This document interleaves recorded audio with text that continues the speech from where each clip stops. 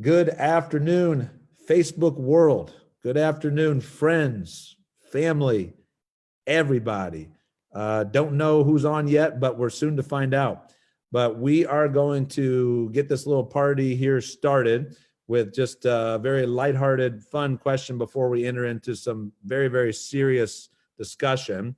So first we're going to start with, before each of you introduces yourselves, just if you could tell us what is either the most important food in your fridge or in your kitchen right now, or what's your favorite food right now in your fridge or in your kitchen? Whoever wants to go. Actually, I'm going to start with Cindy. If you could take it away. It's going to be an odd one, but yogurt bars. Yogurt bars I'm craving right now. And now, do you always crave yogurt bars, or is it just kind of a COVID-19 thing, or what's going on? I think it's a little bit more of a COVID-19 thing, a little bit of healthiness, right, to get me through. Excellent. I love it. So we're going to go with the tradition of ladies first. And Ms. Teresa Clarington, what's your favorite food or most important food in your fridge or kitchen right now? Probably water. That's the best. Now, is that also your favorite or just No, most not important? my favorite. Least favorite. If I could crave something, it'd probably be risotto. Okay. I'm liking this most favorite more than the serious most important because, probably none of us, our most favorite is actually our most important. So Sharnese, you can tell us what's your favorite food in your fridge right now? Favorite food in my fridge? I'll say my parents' fridge because I've been at their house a lot because I don't have any groceries, but my favorite is lamb chops. My favorite food is anything that's free. So, eating out of the parents' fridge, that sounds like a dream come true right now. All right, Blaze, you are up. What is your favorite food in your fridge or kitchen right now? I'm with you on this one. I really value my veggies around this time, and that's because everything that's going on, I don't want to really jeopardize my health. So I'm definitely gonna go with my greens and veggies. Blaze, you are every parent's dream come true, my man. Now, have you always thought this way, or is this a new development for you? It's been I've really always liked vegetables, but since I've really been getting into sports and and plus I have to feed my mind, so it's really kind of been picked up, but I've always felt that way. All right, you the man, bro. All right, Brett, favorite food in your fridge? So this is an easy one for me. I've got two 9-year-olds, my son and daughter at home, and it's fresh produce too. So it seems to be the attitude of the next generation is to make sure we've got our vegetables and our fruit in the fridge. Love it. Excellent. Dwan, favorite food right now? So I'm glad you said right now and not in the fridge, because my favorite food, I think I'm going to be the one person on here that tells the truth. Is chocolate cake. There's a chocolate cake sitting in the kitchen. I hope there's a little bit left. A chocolate cake in the kitchen, but that's the favorite thing in the kitchen right now for me. So some of you guys know me, some of you don't. I don't eat sugar, I don't eat desserts, but I do eat Lily's chocolate, which is a chocolate made with stevia. And I can't tell you if it's in my fridge this moment, but because my wife hides it in various places throughout the house, and she only puts one bar in the fridge at a time, and she makes me ration it.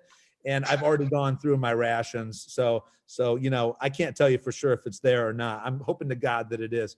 But we're going to start now with introductions, starting with Cindy. If you could just tell us briefly who you are and what organization you lead. Great, and thank you, Chris. I'm really honored to be on this call with all of you, and in particular with Life Remodeled, because I think you have what really matters in community. You've learned to listen a lot and have listened, and it's a good thing. So Brilliant Detroit is an organization, what we we create kid success neighborhoods where kids have everything they need along with their families for education, health, and family support. really what we do is we get houses in the middle of the neighborhood, we renovate them at the invitation of the community, and we turn them into hubs where really we provide programming and really fellowship. It's a great mixture of organizations which provide programs and services in community that comes there for each other. We currently serve 6,500 people across the city. Wow, that's fantastic. All right, Brett, take it away. My name is Brett Slander. I'm the CEO for Metro Detroit Youth Clubs, and we are also honored to be here. Part of your effort here, Chris, with Life Remodeled. We serve nearly 2,000 youth throughout Metro Detroit. Our newest location, the Levin Comer Club, is in Life Remodeled's building in the Durfee neighborhood. And we service and provide programs and services to youth ages 6 through 18. And right now we're finding how to do that in an unprecedented time and delivering it in innovative ways. So glad to be here with you today.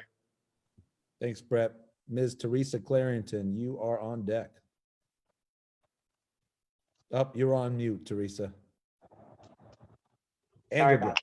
Hello, everyone. My name is Teresa Clarington. I'm very happy to be here.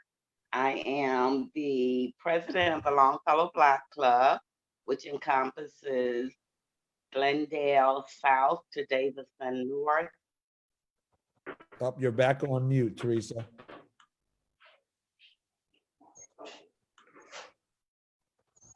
Okay, while Teresa's pulling hers up, Blaze, you want to tell us a little bit about yourself? By the way, if there's a best dress award that's going to be given today, brother, you are going to win it. Also on the Life Model Advisory Community Advisory Council, 10th Precinct Community Relations, Citizen Police Academy, CD Patrol, and other obligations within the community. That's what I'm all about. Thank you, Ms. Clarington. Blaze, you're up, brother. Hello guys, I'm Blaze Armstead. I am a part of the Life Remodeled Youth Alliance. Also a youth in today's society in Detroit. Yeah, as I said, I associate with Life Remodeled, and I am proud to be here. And thank you guys for having me. And I'm just wearing a sweatshirt here, man. You really made me feel underdressed right now. But now, Sharnese, you got the best apparel on out of everyone, in my opinion. So, Sharnese, why don't you introduce yourself? Hi, everyone. My name is Sharnese Marshall. I am the Director of Youth and Volunteer Engagement for Life Remodeled. I also oversee the Life Remodeled Youth Alliance, which Blaze is a part of. I'm happy he dressed the part for me because I only have on a Life Remodeled t-shirt. So thanks for representing Blaze. The Life Remodeled Youth Alliance gives us the youth's perspective on what's going on in the community and in the schools. Blaze is a student at Central, so super excited to have him on this call with us today. Okay, and last but not least, I feel like Dwan Dandridge has stolen my identity because I'm usually the guy wearing V-neck t-shirts under my my blazer or my sport coat. So yeah, Dwan, take it away. So I'm Dwan Dandridge. I'm the Vice President of Projects and Community Engagement at Life Remodeled. Also lifelong Detroiter, born and raised in Detroit and raising my family in Detroit. Okay, so my name is Chris Lambert. For those of you who don't know, I'm the founder and CEO of Life Remodeled. And what some of you may be noticing right now, if the rest of you guys could just mute your mics there, is that Kirk Mays, unfortunately, is not joining us on this call.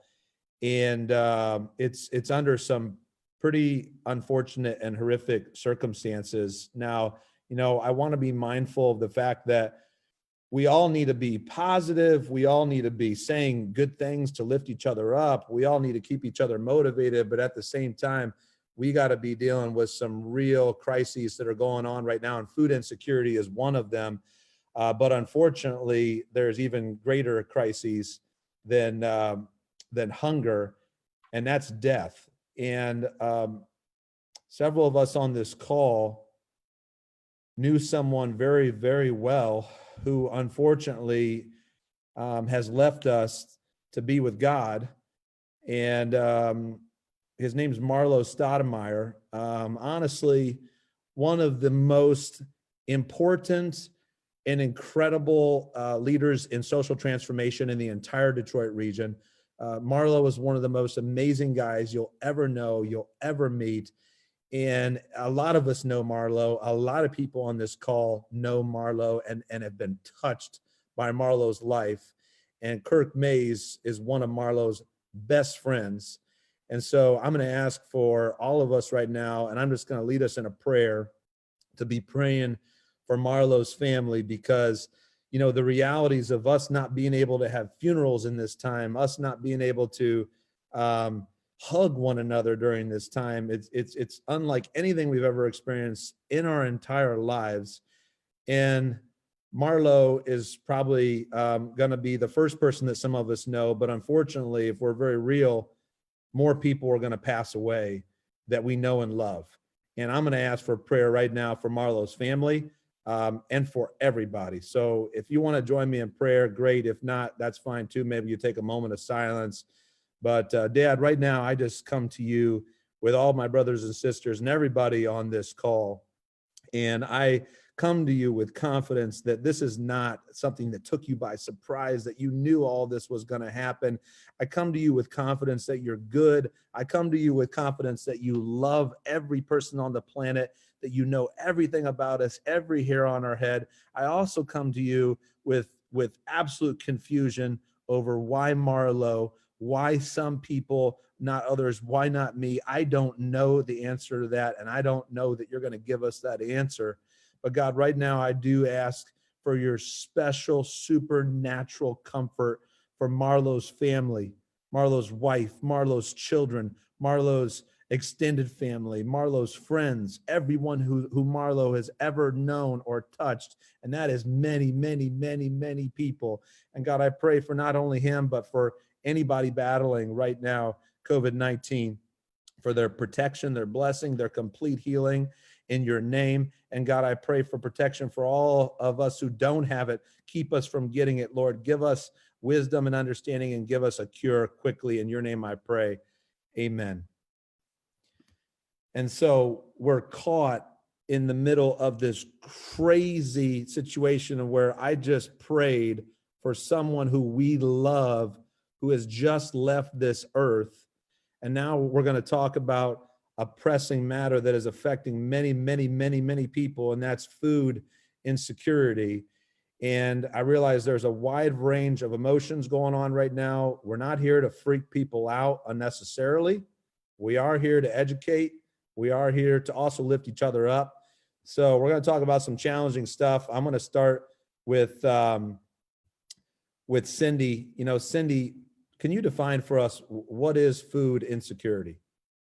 Yeah, I sure can, Chris, and thank you for that prayer. I think we all need to pause and care about each other right now deeply, always. And the expression of to whom much is given, much is expected, I think is what many of us are called upon to do right now, even when things happen.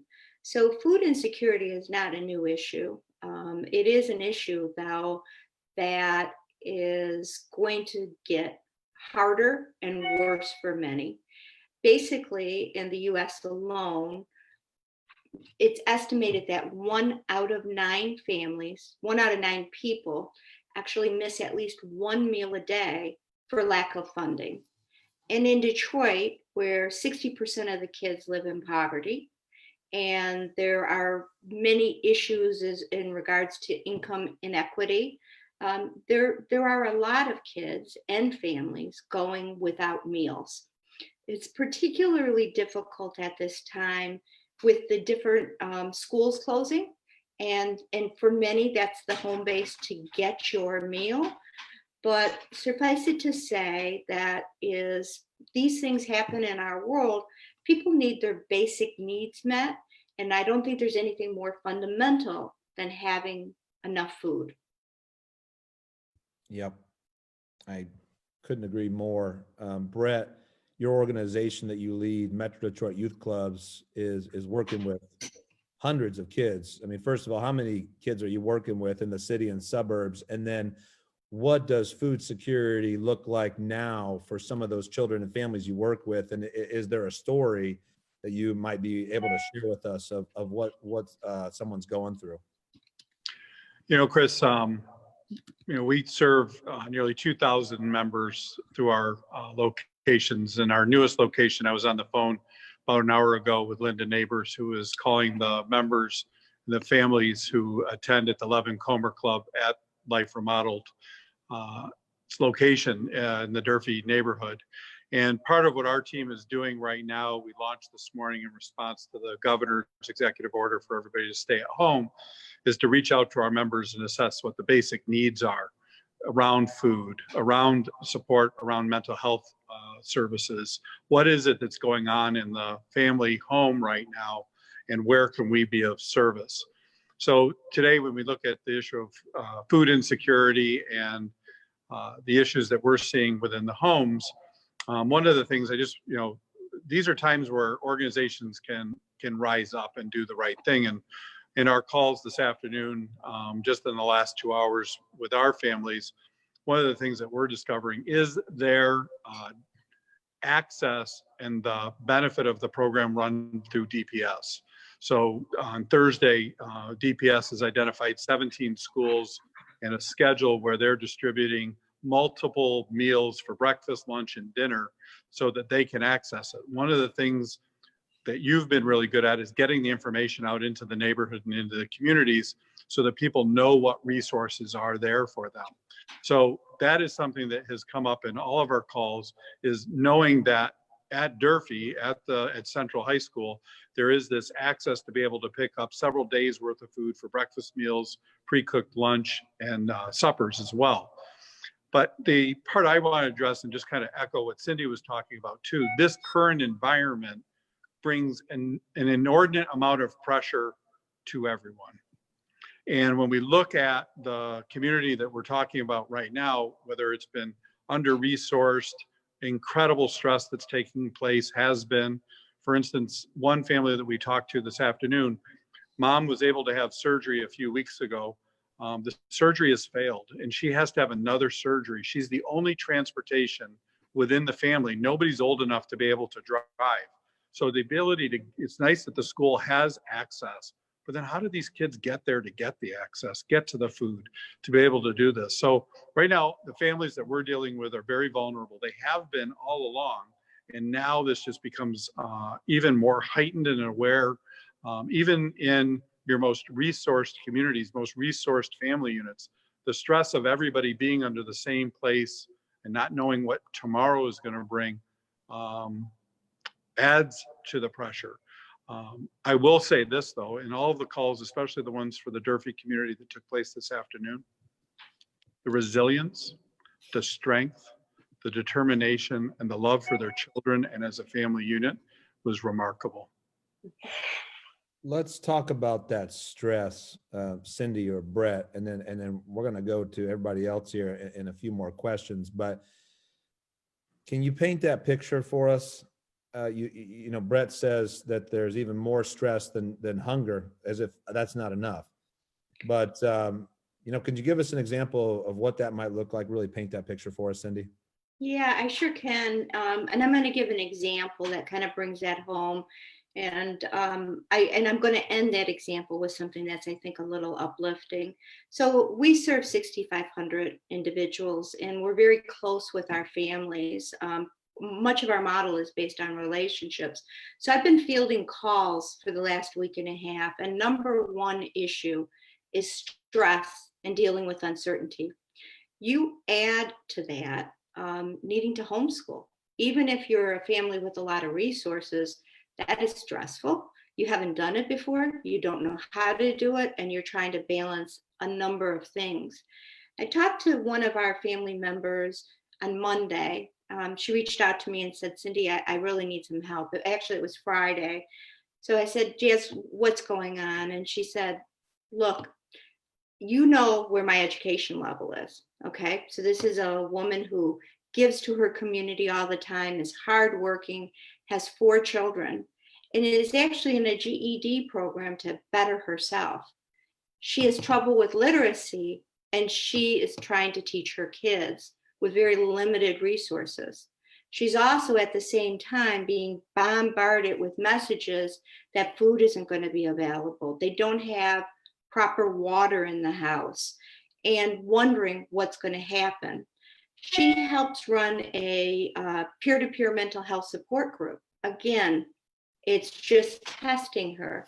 We talked about the need to really have a clear schedule and be really clear on where resources are.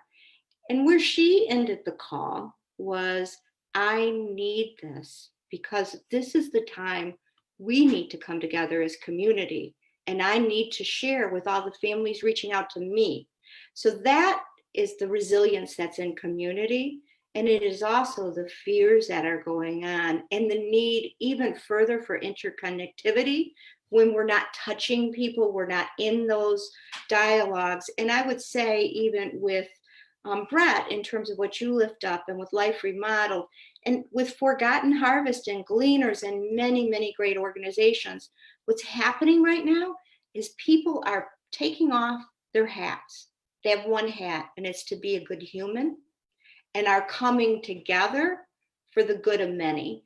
And I think that's the beautiful side of this, that we all need to protect and be there for each other, because we do need to be interconnected in this time.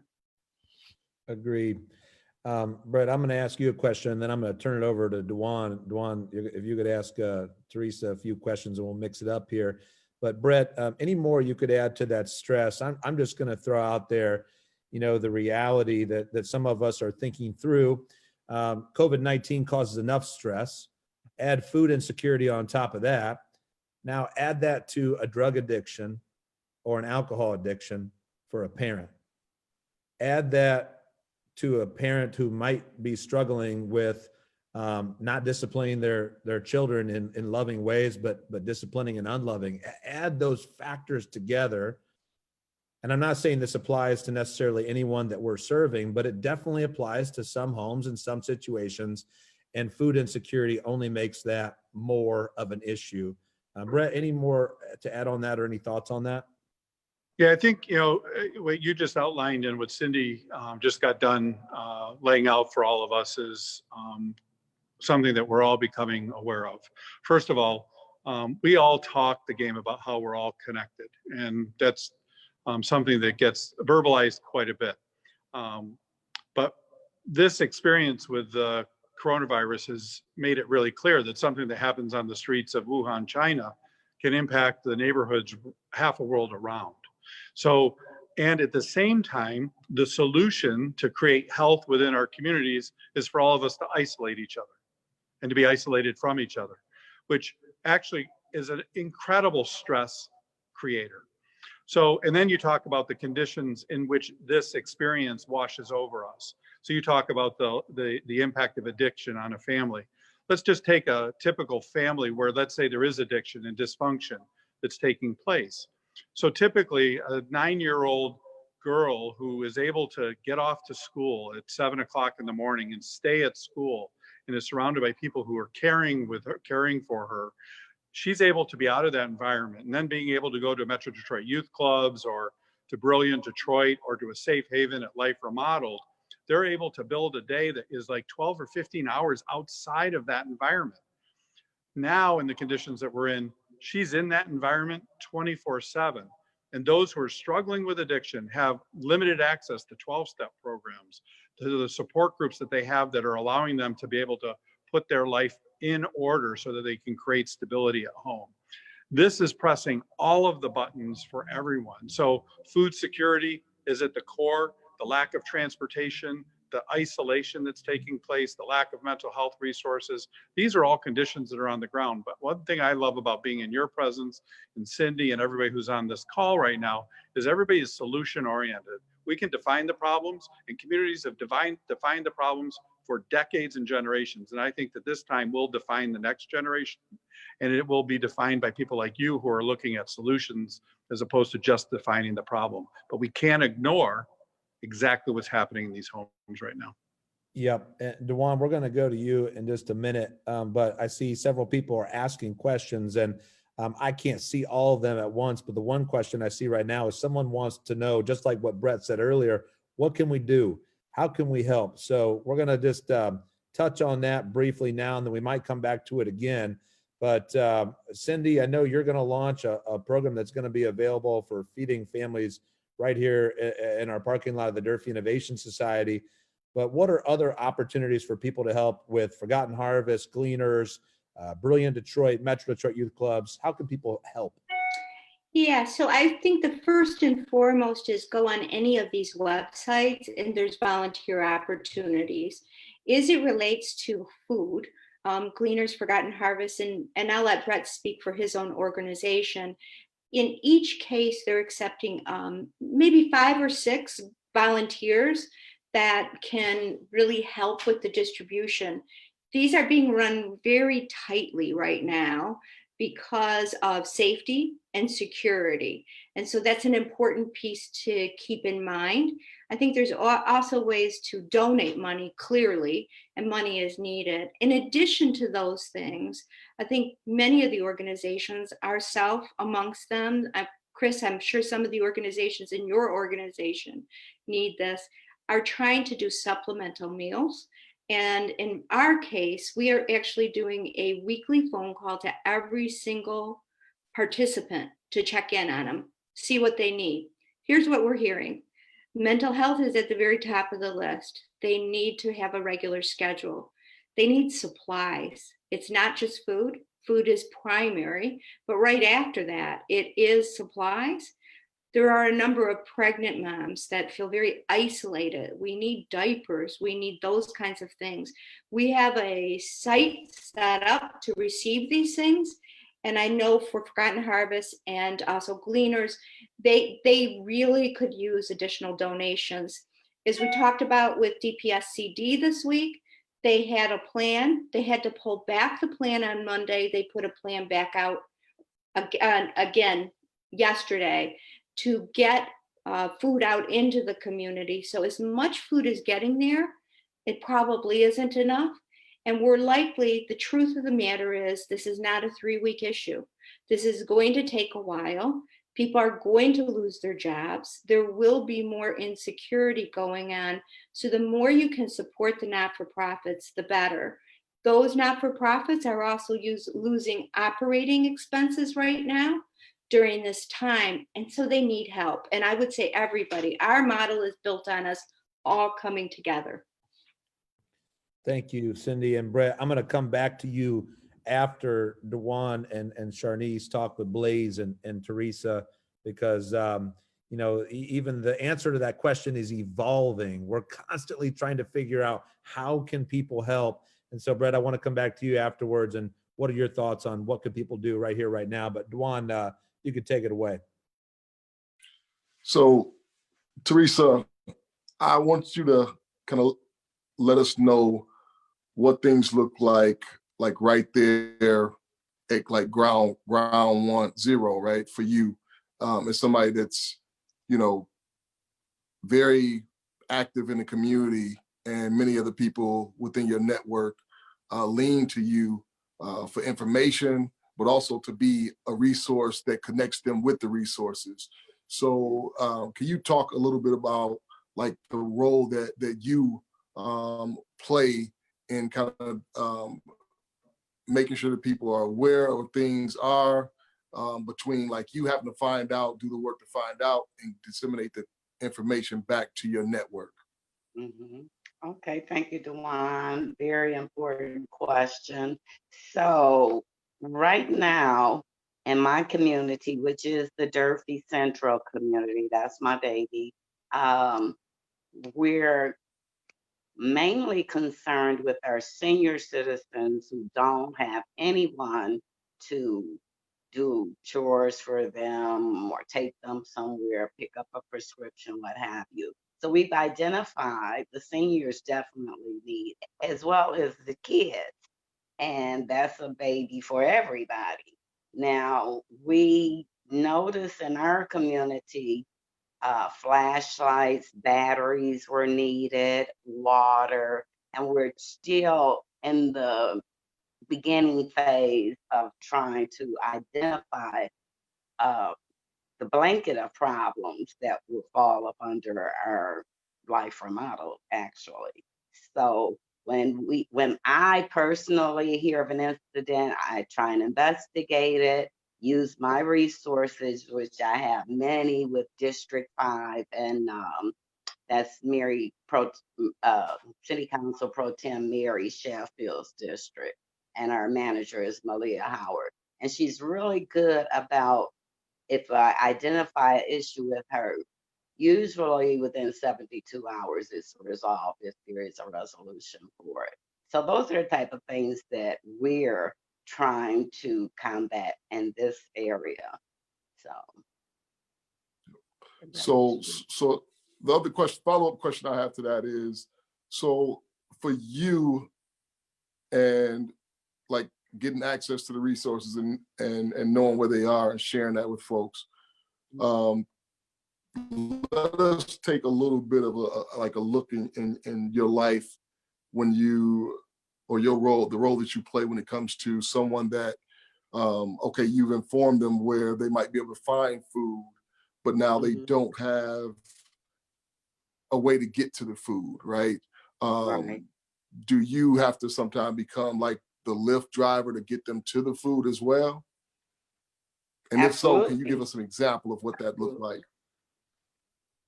Well, I have one executive board member on the Longfellow Block Club. She and I pretty much carry the whole block club. So I don't like sitting around waiting on someone else to do an item. So I'll just jump in and do it myself as well as she. And we do a lot of canvassing to find out what it is the community wants or what they desperately need, and take the need first and work our way on down to wants. So we've been able to help a couple of families out since the onset of COVID-19. And I should have someone getting back with me as to a resolution with an issue we had, and I'll keep you posted on that. So outside of that, we take volunteers because there's always something that can be done, and put them in motion. And we've been pretty successful with that so far. Did I answer your question, Dwan? Yeah.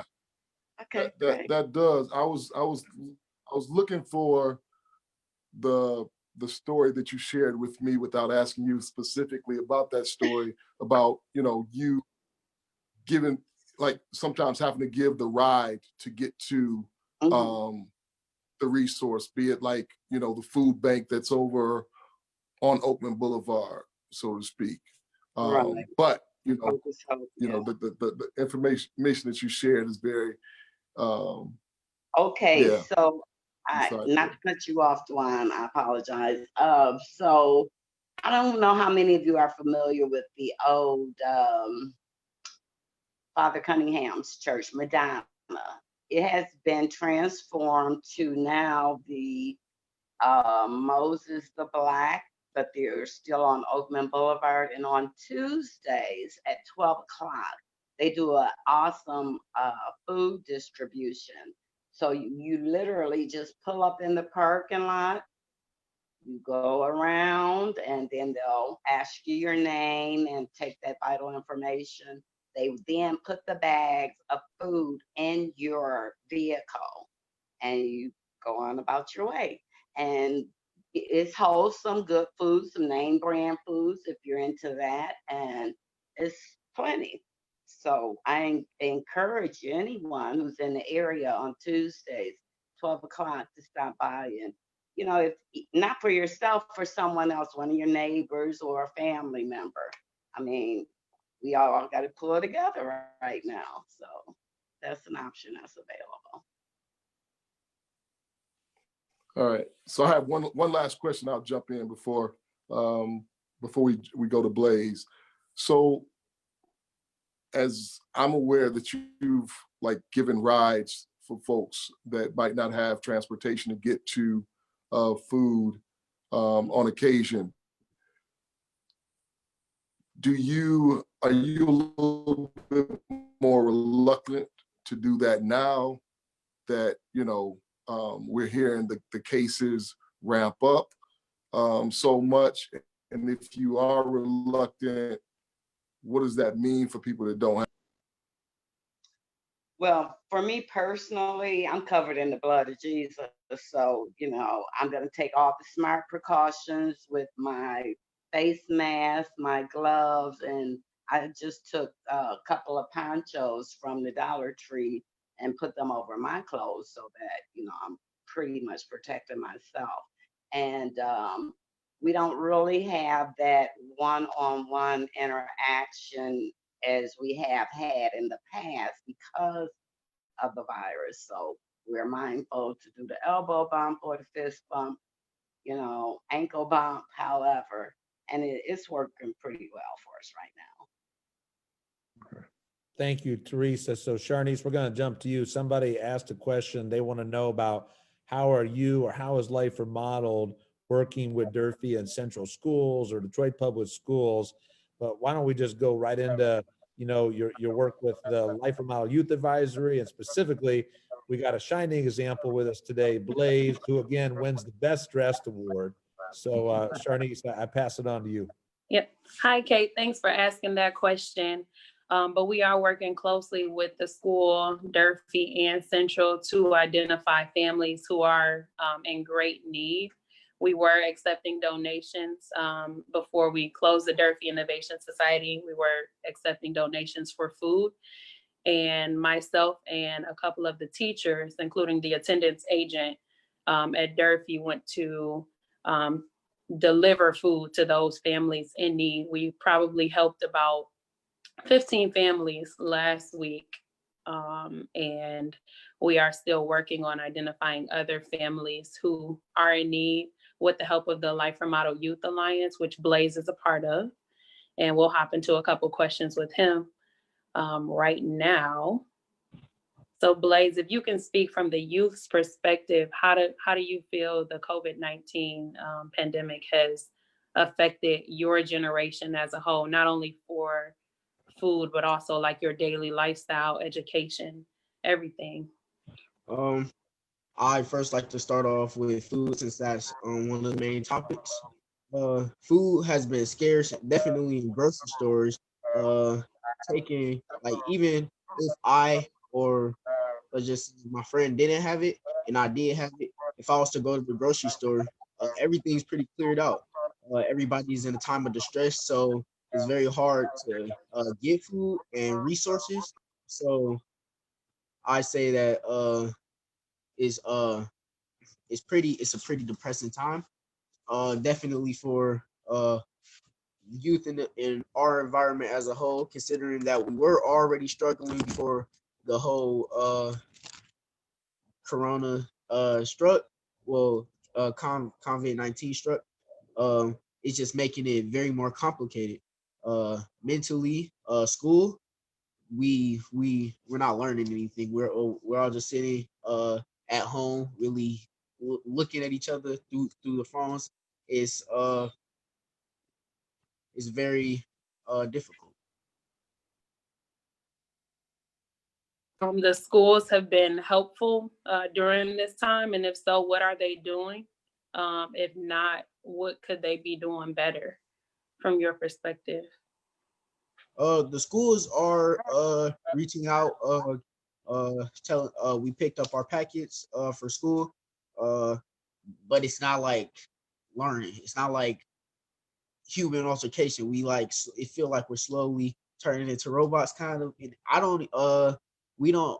my class don't have online schooling where we can sit face to cam and talk to our teachers if we have any questions. We gotta look it up on Google, which seemed to be like the number one rule not to do while we're in school. But since things changed, it's definitely rules have changed. But food is being provided, although it's very scarce, and I feel as if it could be, and I'm sure the rest of the youth feel like it could be better. I feel like we should be reaching out a little bit more, and yeah. I like that. So do you think we, Life Remodel, or anyone else on the phone could be doing anything to assist you or any of the youth that you know are struggling at this time? Yes, definitely with food and supplies and moral support. Even if it's just a call on family to from two families, making sure that they got everything, because as I said, it is a very depressing time. It's never really happened in my lifetime, so it's real struggling for it's real struggling for us youth to rise up to the occasion, because as you saw the Amber Alert go out yesterday, we can't really beat up or anything, and it's kind of like we've been struck. So yeah, support, food and supplies would definitely be a help and what's going on today. Thank you, Blaze. Chris, we'll kick it back to you.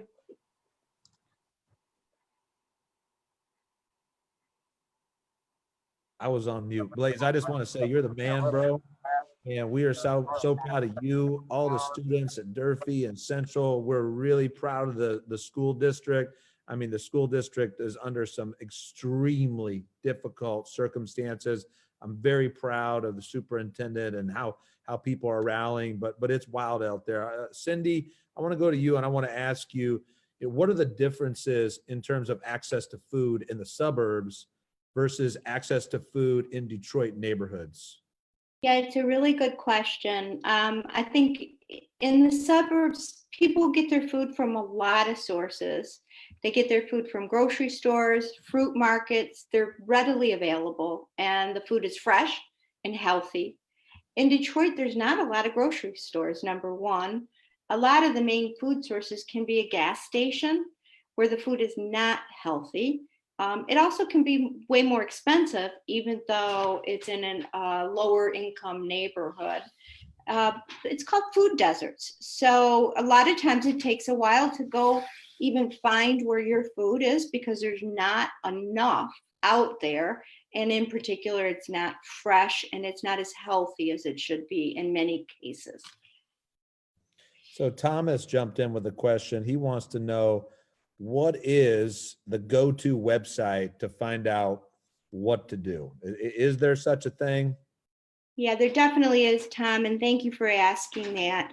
There's a couple of go-to websites, but the main one I would use right now is COVID, COVID 313, which is for Detroit. And we had helped curate the resources on there. They're all trustworthy. They are for multiple different areas. It's very exhaustive. I think that's one of the best ones. I also think that there is some great information on WDET or WDTP TV. They are doing some great things there, as well as the Wayne County Collaborative website. So those are some that I think are good. Also, any organization that you think is doing great work in the city at this time that seem to be at the front lines, they are generally sharing information as well on what you can do and what the issues are out there. Well, and just to clarify, I think Tom was asking, is there like a one central go-to website to be able to figure out food security challenges and who people can assist and how they can assist? And I think the answer is, I don't know that there is a one central, but I would certainly recommend people go to Forgotten Harvest website, Gleaners Food Bank website. I could speak in depth about Forgotten Harvest because the CEO is one of my good friends, Kirk Mays. Again, if you weren't on the call earlier, unfortunately was not able to join us from circumstances outside of his control. But Kirk's also on our board, and we're trying to work as close as we can with Forgotten Harvest and now Gleaners Food Bank. But Brett, any other resources that you're aware of, or how can we help Metro Detroit youth clubs and the children you serve? Well, I think that Blaze really hit what we're learning, and the more of these types of conversations, first of all, the fact that Blaze is willing, because of the relationship he has with Sharnese and Life Remodeled, to be able to have his voice heard today. I think he underscores the real issue that we're seeing emerge in the youth, which is the lack of supplies. So, we're fortunate right now to be on Zoom right now. Our calls with our families this afternoon, one of the challenges that we have, there were only 3 of the club members' families that we connected with today that have the ability for their young person to connect with us in programming that launches next week, because they don't have a phone. So, or the ability to dedicate that for 30 minutes or 60 minutes to the youth. So being able to focus on supplies as we go through our basic needs assessment that'll be wrapped up by Thursday. We're going to be putting out a call looking for specific responses to needs that we have. I think corporations can play a big role here, being able to allow their bandwidth. It's on teleconferences, so many different teleconference services where we would engage youth with just on a phone call are really stretched in the current environment. They're crashing as you're in the middle of calls. So the resources and being able to get those to the youth in the community is really important. And then the other part of this is not just the resources, but the thing that you did, and Blaze, I just want to compliment you for doing what you did today. He will always remember this unprecedented time in the world's history. But what he's going to remember more is that Sharnese and Chris and people listened to him and connected with him in a way that his voice was able to be heard. That is what will make a huge difference going forward, because it is what creates the seeds of hope, the belief that people do care and that you do have power to be able to act. And while we have to focus on food and mental health services and all the basics, that human connection is invaluable, and it will be what shapes us going forward. Amen. And right in line with what you just said, Brett, Brenda wrote in a question. She wants to know, has anybody thought of about a specific program where we could match families who have excess resources with those who might be struggling with resources right now? Is there a way we could do a one-to-one match? And, I hear the heart of that question. The heart of that question is exactly what you said, Brett. And this whole social distancing thing is doing a lot of damage to all of us, right? We want to be connected. And sometimes you don't know how good life is until you lose, what you had. And now we're all mourning through that reality of, I want to go out and help a family right now. I want to pack some food right now. I want to go out there. But then we check ourselves with, oh, wait, I could be a part of spreading this virus, or bring it home to my mom or dad or to someone else. So what I want to say to Brenda's question is excellent question. And all these types of questions need to be put on the table right now. One of the things I'm going to advocate for as a nonprofit leader is I believe we need to have a blank sheet of paper when it comes to determining what are our strategies moving into the future. We need to figure out some short-term solutions right here, right now. But Cindy, you pointed this out. I think everyone on this call pointed out that we're not entering into a blizzard scenario where we're going to go back to life as normal in a few weeks and clear the streets and everything's going to be good. We're entering into what some might call a mini ice age, and the impacts economically, emotionally, relationally, spiritually, financially, all the above are going to be seen for maybe a year, 2 years, 3 years. So we got a long haul, and we need to innovate constantly, figuring out new ways to rethink how to best serve the children, families, seniors that we all love and care about. So does anyone else want to add to that question of Brenda's, or any thoughts on that? Yeah, I want to speak to that. And Brenda, first off, I want to echo a little bit of what Chris said in regards to Forgotten Harvest and Gleaners. On food insecurity, they really rock, okay? But I would say to you that you could reach out to any not-for-profit that you value and ask them that question. We ourselves have been asked that at Brilliant Detroit, and we're matching people up with families. In some cases, we have a donor who's actually paying to have meals delivered to a family that can't get out of the house. So I think that there are ways like that, but I would assume that most not-for-profits like Chris said, want to come up with innovative ways to help families, but also to have that true connection so you know what's changing. I think that's a really important thing. Blaze. So I would love to jump in on that one, Chris. I think from day one, as an organization, because like we are people that are mission driven, and it's really, really frustrating, and you feel like you're handcuffed at times because you have some access to a little bit more that you want to share and be generous with. And I think that the reality set in today with what Chris referenced, and the reason that Kirk Mays is not here today, because we lost somebody that's really, really important to us. I think that Chris and I have had a couple conversations about, just really taking that seriously. So the thought of matching people family to family, like, scares me for the potential harm more than somebody going without a meal. And I say that, I don't say that lightly, right? Like, the thought of somebody going without a meal, like, terrifies me. But creating more spaces for people to interact.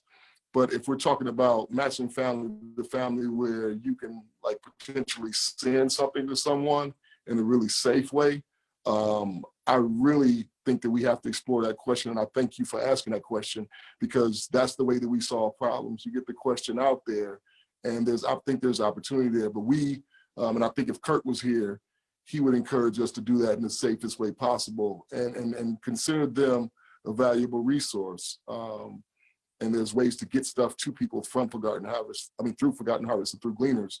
But if we're going to match people, we have to figure out a way to do it where the people don't have to interact with each other in a way that's going to put anybody in harm. And that's my 2 cents. Dwan, thank you. I could not agree more. We need to stay in our homes. One thing we can do for people where there's access to groceries that are willing to deliver groceries to other people's homes, or restaurants that are willing to deliver, or DoorDash. You could call up a DoorDash for someone. You could call up Kroger or Meijer, whatever source you're going to do, have them deliver, pay for that family's meal or that family to get that food, give to Forgotten Harvest, give to Gleaners, work with a nonprofit that's working directly with families. But I hear you, Brenda, and everyone else. We're action oriented. That's how we're created. We're made for action, and right now we're being held back, and for important reasons. And unfortunately, I'm working with a whole lot of people who aren't yet on board with that. There's a lot of people that I'm talking with, friends of mine, that are saying, oh, well, let's just get the virus and get it over with, and I'll just move on, or people need to build up their immunity systems.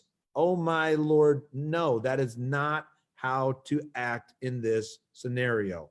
We need to stop this virus from spreading, and we all need to do our part. Blaze, Teresa, I'd love to hear any thoughts from you, anything you want to add at all as a result of everything you heard and experienced today. Oh, well, I guess I'll go.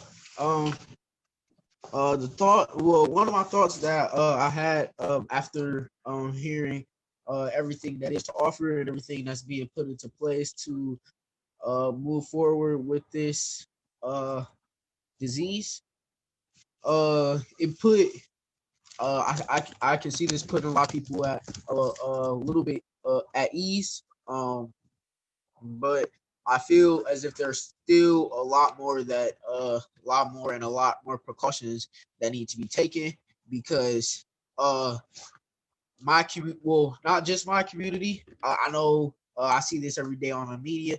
It's not taken seriously, and that's with everything. I understand that with the school board and everything taking it so because senior class prom, it's a lot of bitter ends to the stick, but it's really because it's never happened before, so we're all dropping everything down kind of clueless about what to do next. It's really a game of chess with this disease, and I feel like that put us at a little bit ease, but it's this should not be something that's taken lightly. Because yeah, I see firsthand what's going on. So that's the rest of my input. Thank you guys. Thanks, Blaze. Teresa, would love to hear from you as well. Just to ditto what Blaze said, and I just personally feel like if we could identify those homes and or families that are in dire need, if we start knocking them down, I'm the #1 volunteer. I don't have a problem with it. I think we can make an impact and make a difference in that respect. Excellent. All right, we're going to wrap this up. I'm going to give an opportunity for anybody else that wants to give a final thought. But I am going to say that Life Remodeled is constantly trying to figure out what can be the best solutions in this community. And the best way we find that out is by listening to Blaze, listening to Teresa, and many other youth and residents in this community, and then working with the best and brightest organizations who've been doing this kind of work for years and partnering together. And we're in talks with several churches right now about some potential things that could happen. I don't have any more info other than that right now, but when we get more, we're going to release it to everybody in our network for sure. Anybody else want to share some closing thoughts? Just one additional resource before we get off the line. There will be a food giveaway at the Durfee Innovation Society on Saturday morning. I believe it's from 9 to 12 p.m. in our parking lot. So if you do know of any families that will need food or are struggling at this time, they can go pick up food. I think that's a Brilliant Detroit and Forgotten Harvest initiative. Anybody else? Yeah, and it's also with Gleaners, right? And I just want to say thank you to everyone who's on this call, because it's really, truly going to take all of us to help make this work right now.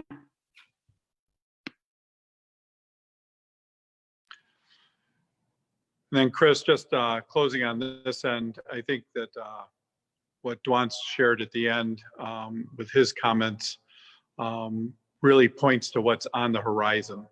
The issues of grief and loss and trauma that are going to be visited on our communities as we move forward is one that should have our attention, and we should begin preparing for that. It can't be an afterthought, and we have the capacity to care for each other, and we need to be engaged in this. I think it is, there's too many examples. Some of them stand out, like in the loss of Marlo today that you referenced earlier. But we've got DPS, our DPD officers, we've got grocery store workers, we've got many grandmas and people who will be impacted by this as we move forward. And that's going to impact the family unit, it's going to impact the next generation. And I think it's going to be really important that we're ready to care for each other as we move into that phase. Thank you.